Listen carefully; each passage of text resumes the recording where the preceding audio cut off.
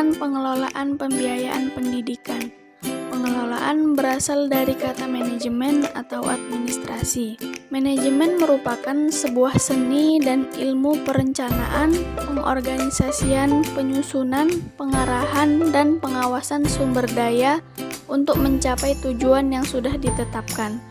Manajemen pendidikan merupakan rangkaian kegiatan atau keseluruhan proses pengendalian usaha kerjasama sejumlah orang untuk mencapai tujuan pendidikan secara berencana dan sistematis, yang diselenggarakan pada lingkungan tertentu, terutama dalam bentuk lembaga pendidikan yang bersifat formal. Sedangkan pembiayaan dapat didefinisikan sebagai kemampuan interval sistem pendidikan untuk mengelola dana pendidikan dengan efisien. Pembiayaan muncul sebagai input yang digunakan untuk setiap kegiatan pendidikan.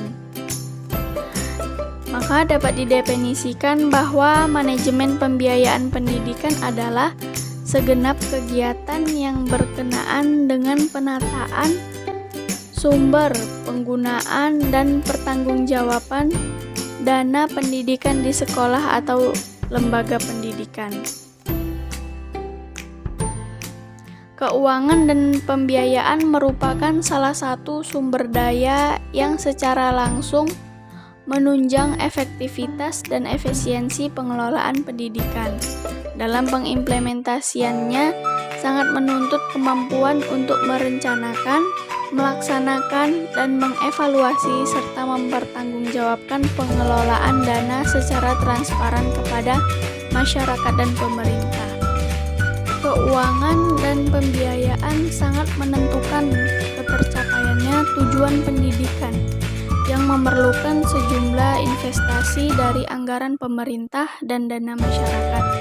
Investasi tersebut harus dikelola secara efektif dan efisien, serta diarahkan langsung terhadap pencapaian tujuan. Hal ini merupakan kegiatan manajemen keuangan yang mengatur penerimaan, pengalokasian, dan pertanggungjawaban keuangan untuk menunjang pelaksanaan program pengajaran. Beberapa kegiatan yang ada dalam pengelolaan biaya pendidikan mencakup 3 hal, yaitu perencanaan biaya pendidikan, pelaksanaan pengelolaan biaya pendidikan, dan evaluasi pengelolaan biaya pendidikan. B. Prinsip-prinsip pengelolaan pembiayaan pendidikan. Dalam pengelolaan dana pendidikan, ada beberapa prinsip yang harus diperhatikan.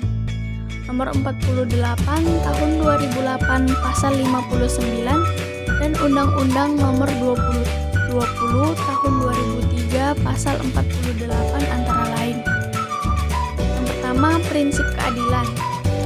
Prinsip ini dilakukan dengan memberikan akses pelayanan pendidikan yang seluas-luasnya dan merata kepada peserta didik, tanpa membedakan latar belakang suku, ras, agama, jenis kelamin, dan kemampuan atau status sosial ekonomi.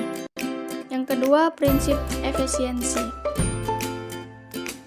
Prinsip ekonomi dilakukan dengan mengoptimalkan akses, mutu, relevansi, dan daya saing pelayanan pendidikan. Yang ketiga, prinsip transparansi.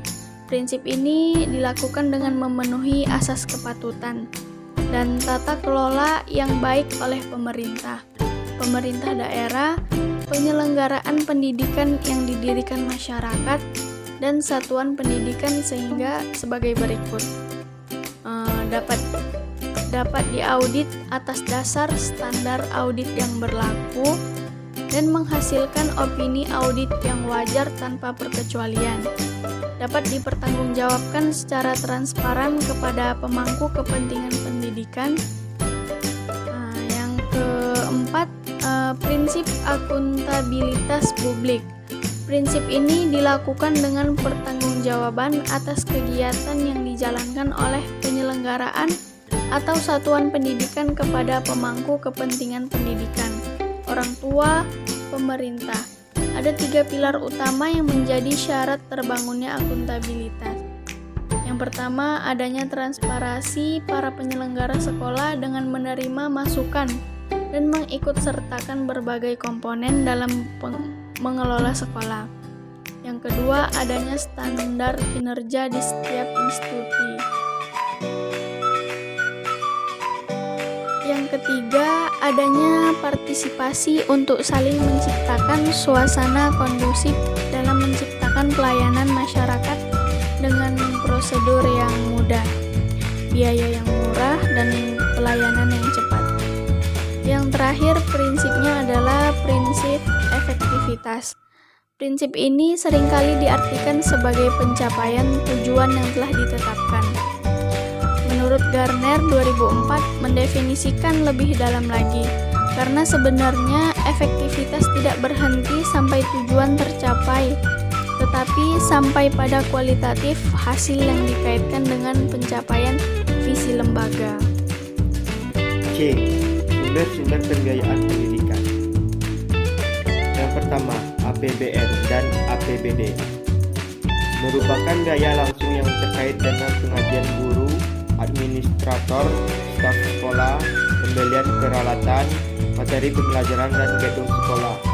Dan pendidikan selain gaji dan biaya pendidikan, kedinasan dialokasikan minimal 20% dari APBD.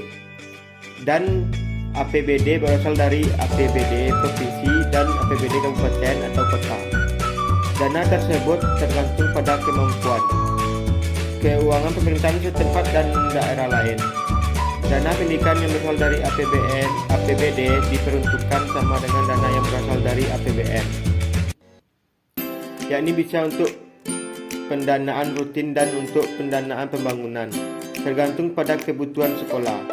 Untuk pendanaan rutin, contohnya membayar gaji guru, bantu atau tenaga honorer. Untuk pendanaan pembangunan direalisasikan untuk rehabilitas gedung. Yang kedua, dan penunjangan pendidikan berupa beasiswa yang diterima oleh peserta didik untuk menunjang biaya pendidikannya. Yang ketiga, dana dari masyarakat yang berupa bantuan atau sumbangan BP3 atau sekarang menjadi SPP, yaitu dana untuk peserta didik seperti untuk pembayaran seragam, buku, ATK, transport. Selain sumbangan SPP juga ada dana pembangunan. Ialah dana yang dipakai membiayai pembangunan dalam berbagai bidang seperti sarana prasarana, alat belajar, media, dan sebagai berikut. Yang keempat, sumbangan dari pemerintah daerah setempat ialah sumbangan yang diterima oleh sekolah dari pemerintah daerah setempat di mana sekolah tersebut berada. Yang kelima, bantuan lain-lain adalah bantuan yang diterima oleh sekolah dari berbagai pihak selain APBN dan APBD, dana penunjangan pendidikan, dana dari masyarakat, sumbangan dari pemerintah daerah setempat. Bantuan tersebut berasal dari kerjasama sekolah dengan instansi lain atau yang sejenis. D. Penyusunan APBS atau RAPBS. Pengertian APBS adalah rencana yang diformulasikan dalam bentuk mata uang rupiah dan diproyeksikan untuk jangka waktu atau periode tertentu. Selain itu, APBS juga menggambarkan alokasi dan distribusi sumber-sumber keuangan kepada setiap bagian aktivitas sekolah. APBS menjadi sangat populer sejak diberlakukannya kebijakan desentralisasi pendidikan melalui penerapan manajemen berbasis sekolah atau MBS. Salah satu kewenangan yang didesentralisasikan adalah pengelolaan secara otonom berkenan dengan manajemen pengelolaan keuangan sekolah. APBS terdeskripsikan menjadi dua, yaitu anggaran rutin dan anggaran pembangunan. Bila anggaran diperuntukkan untuk pemenuhan kapasitas kelembagaan internal dalam rangka pelaksanaan program pembelajaran, maka disebut sebagai anggaran rutin. Cakupan APBS. Pertama, belanja pegawai merupakan keseluruhan pembelanjaan yang berkenan dengan pembayaran gaji atau segala macam tunjangan lainnya. Yang kedua, belanja barang adalah keseluruhan pembelian barang yang digunakan dalam penyelenggaraan sekolah sehari-hari, seperti pembelian kertas, tinta, pita, karbon, dan lain-lainnya.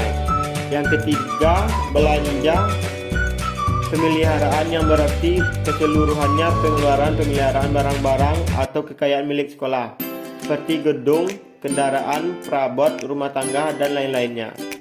Yang keempat, yaitu biaya perjalanan, merupakan seluruhan biaya perjalanan yang berkaitan dengan penyelenggaraan sekolah, seperti transportasi, akomodasi, dan konsumsi.